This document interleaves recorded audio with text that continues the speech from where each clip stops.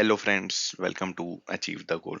तो फ्रेंड्स, जैसे कि आपको पता है कि हम डेली बेसिस पे इस चैनल पे मॉक टेस्ट कंडक्ट कर रहे हैं। तो आज भी हम एक नया मॉक टेस्ट लेके आप लोगों के सामने आए हैं। लेकिन मॉक टेस्ट स्टार्ट करने से पहले मैं बताना चाहूँगा कि जो लोग चैनल पे नए हैं वो चैनल को सब्सक्राइब कर दें, ताकि जब भी हम कोई नई इंपॉर्टेंट इन्फॉर्मेशन एग्जाम के रिगार्डिंग आपके सामने लेकर आएँ या किसी भी नए सब्जेक्ट का मॉक टेस्ट आपके सामने लेकर आएँ तो आपको उसका नोटिफिकेशन आ जाए। और साथ ही फ्रेंड्स, इस चैनल की प्ले में काफ़ी मॉक टेस्ट हैं, काफ़ी सब्जेक्ट्स के कई मॉक टेस्ट हमने कंडक्ट कर लिए हैं। तो प्लेलिस्ट में जाके आप वो सारे मॉक टेस्ट भी अटेम्प्ट कीजिए और देखिए आपकी तैयारी अभी कहाँ तक पहुंची है। चलिए आगे बढ़ते हैं इस मॉक टेस्ट की ओर।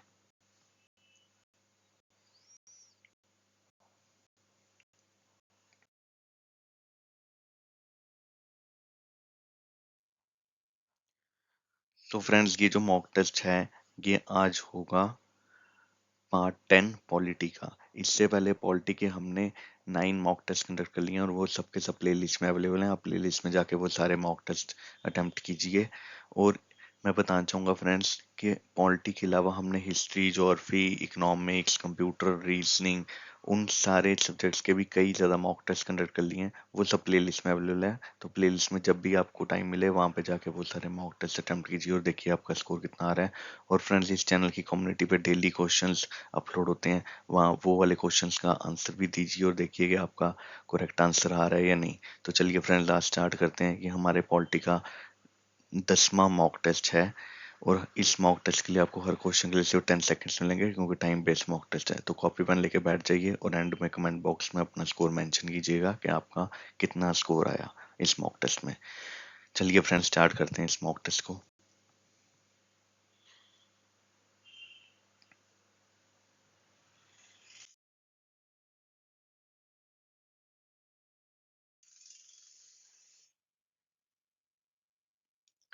सो फ्रेंड्स, जो फर्स्ट क्वेश्चन है वो है, when did India become a fully democratic Republic.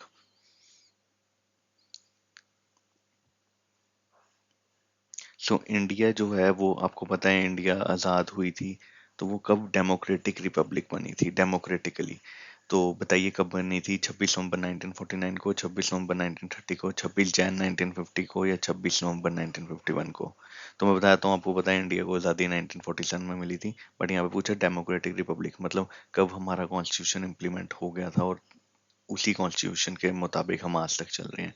तो जो हमारा कॉन्स्टिट्यूशन इम्प्लीमेंट हो गया था वो हुआ था 26 जनवरी 1950 को। सो इसका राइट आंसर क्या होगा? The correct answer is option C. Next question.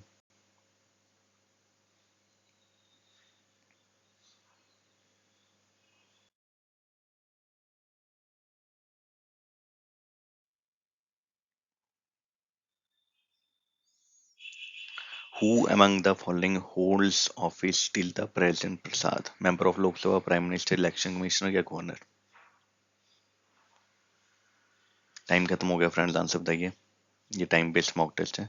सो बोला गया है, who among the following holds office till the present? Prasad मतलब प्रेसिडेंट प्रसाद, मतलब कि प्रेसिडेंट जब तक चाहे तब तक कौन ऑफिस होल्ड कर सकता है। मैं दोबारा रिपीट कर देता हूँ, प्रेसिडेंट जब तक चाहे तब तक वो अपना ऑफिस होल्ड कर सकता है। तो इनमें से कौन कौन सी ऐसी ऑप्शन है जिसमें प्रेसिडेंट चाहे तब तक वो बंदा अपना ऑफिस होल्ड कर सकता है? तो इसका करेक्ट आंसर क्या होगा? The correct answer is option D, governor. Governor तब तक ऑफिस होल्ड कर सकता है जब तक प्रेसिडेंट चाहे। तो उसी को हम कहते हैं प्रेसिडेंट प्रसाद, मतलब प्रेसिडेंट जब तक चाहे तब तक कौन ऑफिस होल्ड कर सकता है। तो इसका करेक्ट आंसर क्या होगा? गवर्नर। चलिए आगे बढ़ते हैं नेक्स्ट क्वेश्चन की ओर।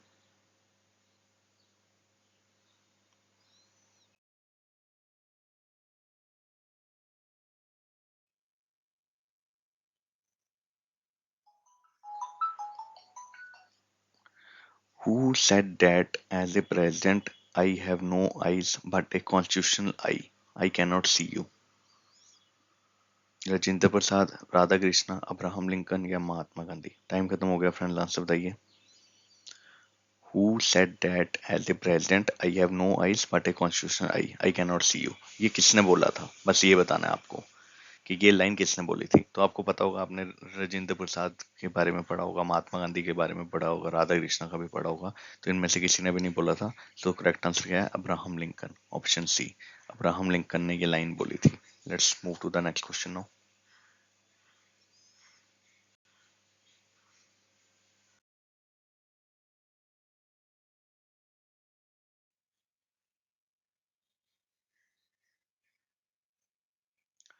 For which period after the president declares a state of national emergency, it should be approved by each house of parliament. Time खत्म हो गया फ्रेंड्स, आंसर बताइए। मैं दोबारा से क्वेश्चन रिपीट कर देता हूँ। For which period after the president declares A state of national emergency it should be approved by each house of parliament. तो मतलब जब प्रेसिडेंट नेशनल इमरजेंसी डिक्लेयर कर देता है, नेशनल इमरजेंसी आपके आर्टिकल 352 में है कि मतलब जब भी कोई कंट्री हमारे ऊपर अटैक करे तो वो नेशनल इमरजेंसी से डिक्लेयर हो सकती है। तो मतलब प्रेसिडेंट इमरजेंसी डिक्लेयर कर सकता है, ओके, उसको ये राइट है कि वो इमरजेंसी डिक्लेयर कर सकता है, लेकिन वो इमरजेंसी अप्रूव भी होनी चाहिए। कितनी देर में? 1 महीने के अंदर। पार्लियामेंट से भी अप्रूवल चाहिए होता है, तो पार्लियामेंट से जो अप्रूवल चाहिए वो कितनी देर में अप्रूवल चाहिए होता है? With in 1 month, with in 2 months, with in 4 months या विद इन 6 मंथ्स। सो इसका करेक्ट आंसर क्या? दोनों पार्लियामेंट मतलब लोकसभा राज्यसभा, वहां से अप्रूवल चाहिए होता है।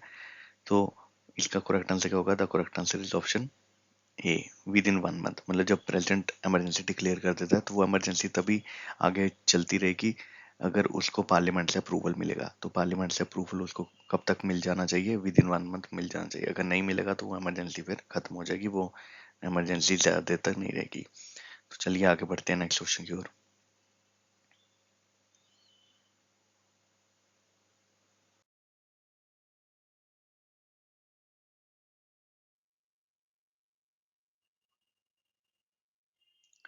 Vice president is a member of Lok Sabha, member of Rajya Sabha, member of any house, no MP.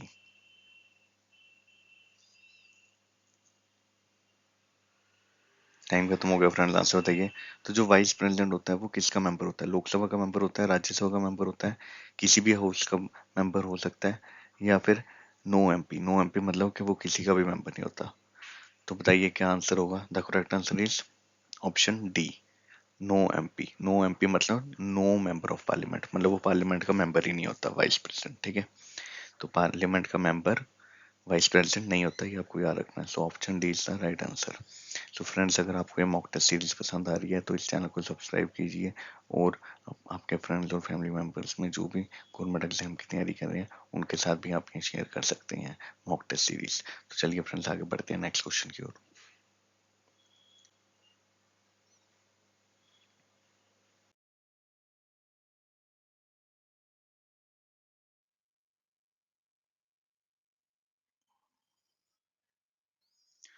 Who held the office of Vice President of India for 2 full terms? Radhakrishna, VV Giri, BD Jatty या M Hidayatullah?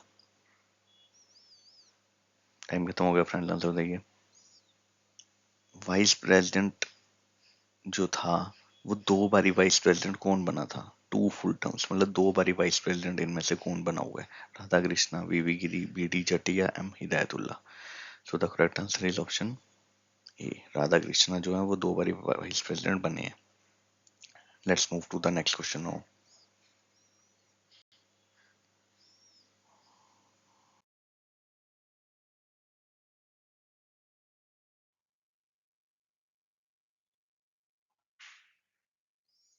The president of India is an integral part of parliament, Lok Sabha, Rajya Sabha या council of ministers?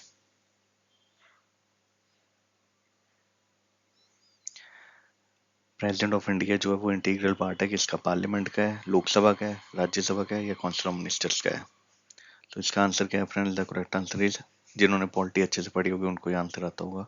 सो इसका answer क्या है? President जो है वो integral part किसका है? पार्लियामेंट का। So option is the right answer. Next question now.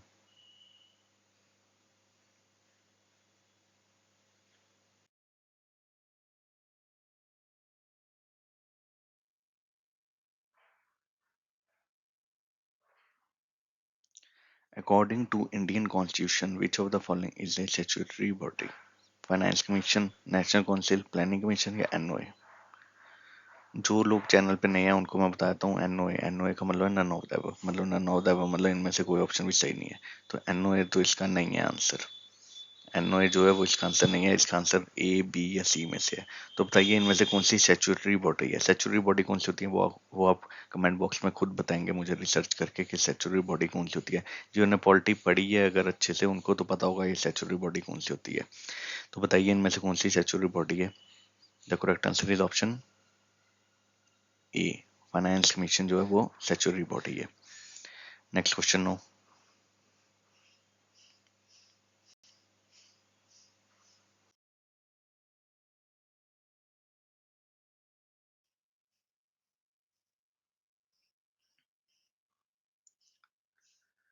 The first finance commission was formed in 1950, 1951, 1952 या 1954? बताइए फ्रेंड्स, जो फर्स्ट फाइनेंस कमीशन जो थी वो कब बनी थी? 1950 में, 1951 में, 1952 में, 1954 में? तो इसका आंसर क्या है? The right answer is option B, 1951 में बनी थी। कई लोगों ने इसका आंसर आई थिंक 1950 या 1952 किया होगा, क्योंकि काफ़ी लोगों को कंफ्यूजन है इसमें, क्योंकि एक नेशनल डेवलपमेंट काउंसिल भी थी, वो 1952 में बनी थी। तो नेशनल डेवलपमेंट काउंसिल पूछेंगे तो 1952, और अगर फाइनेंस कमीशन पूछ लेंगे तो 1951। ये याद रखिएगा। ये सारे क्वेश्चन एग्जाम में आए हुए हैं पहले भी, प्रीवियस ईयर क्वेश्चंस आएंगे, और कुछ क्वेश्चंस इनमें से सेंट्रल गवर्नमेंट के एग्जाम्स में भी आए हैं। तो ये क्वेश्चंस अच्छे से एक बारी दोबारा वीडियो में देखिएगा, और इससे पहले प्लेलिस्ट में जो वीडियोस हैं उनमें भी जो भी क्वेश्चंस मैंने मॉक टेस्ट में कंडक्ट करवाए हैं वो सब के सब किसी न किसी एग्जाम में आए हुए हैं। तो वो सारे क्वेश्चंस भी अटेम्प्ट कीजिएगा ताकि आपकी एक बारी रिवीजन हो जाए।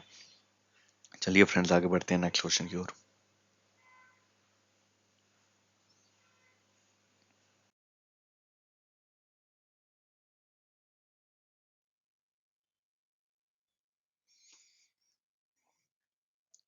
Who appoints the attorney general of India? Chief minister, president, union law minister या प्राइम मिनिस्टर?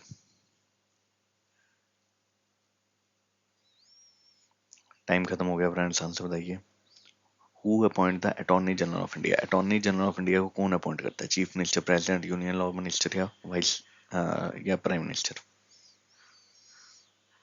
मैं दोबारा से रिपीट कर देता हूँ question. Attorney general of India को कौन अपॉइंट करता है? Chief minister, president, union law minister या प्राइम मिनिस्टर? तो मैं बताता हूँ, जो भी सेंट्रल गवर्नमेंट में, याद रखिएगा ऐसे, ये एक ट्रिक है, मोस्टली ये ट्रिक हर जगह काम करती है। ये ट्रिक याद रखिएगा कि सेंट्रल गवर्नमेंट में मोस्टली जितने भी लोग हैं उनको अपॉइंट करता है प्रेसिडेंट। ये ट्रिक याद रखिएगा, दोबारा बता रहा हूँ।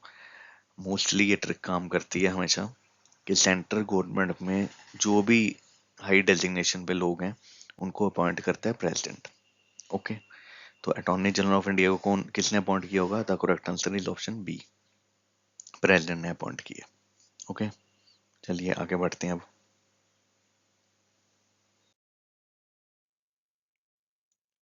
तो फ्रेंड्स, आज के लिए इतना ही था। आपका जो भी स्कोर है वो कमेंट बॉक्स में मेंशन कीजिएगा, ताकि और जो भी आपके डाउट्स होंगे वो भी कमेंट बॉक्स में मेंशन कीजिएगा, ताकि हम देख पाएँ कि आपका स्कोर कितना आया, और जो आपके डाउट्स हैं उसका आंसर हमारी टीम आपको दे देगी कमेंट बॉक्स में।